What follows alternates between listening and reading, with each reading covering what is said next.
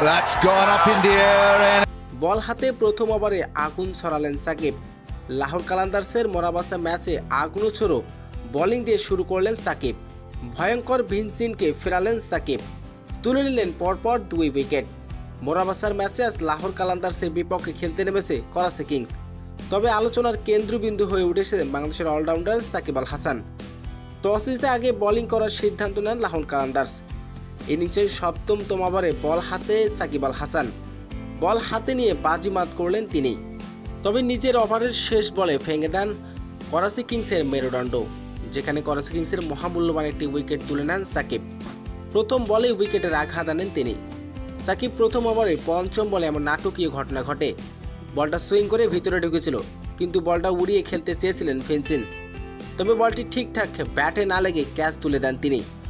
তবে এই Pakistan super league পিএসএলে Karachi কিংসের বিপক্ষে প্রথম বলে উইকেটের দেখা পান সাকিব।